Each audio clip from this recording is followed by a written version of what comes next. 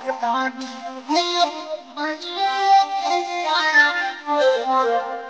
Recording Studio, Roxon.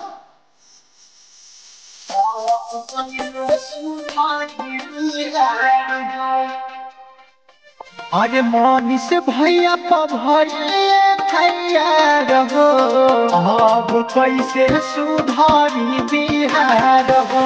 अरे मिलत नहीं खे सबूरो जगह रहो अब कैसे सुधारी बिहार हो।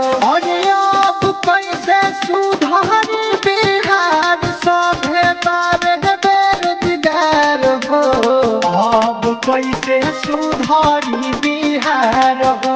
अरे मनीष भैया भैया रहो अब कैसे सुधारी बिहार हो। अरे Manish Presented by Aditya Music.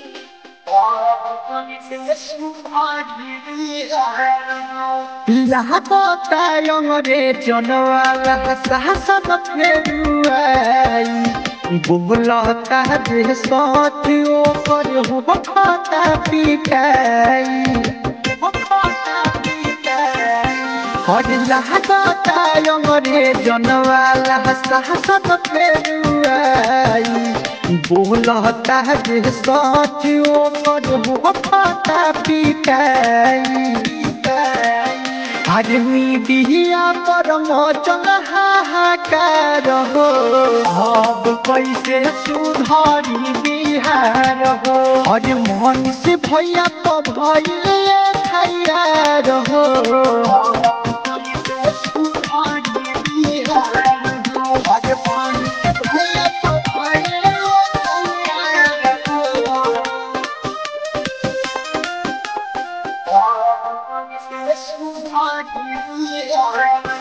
और सच बोले वाला के जब मुहावा सियाई कोई से बेरोजगारी तो देशवा से जाई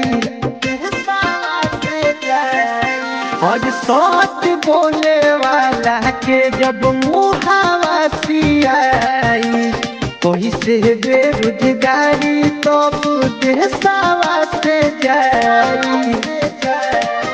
अरे आकाश रवि करे पुकार हो अब कैसे सुधारी बिहार हो। अरे मनीष भैया भैया रहो सुधारी बिहार हो। World Recording Studio, Roxon.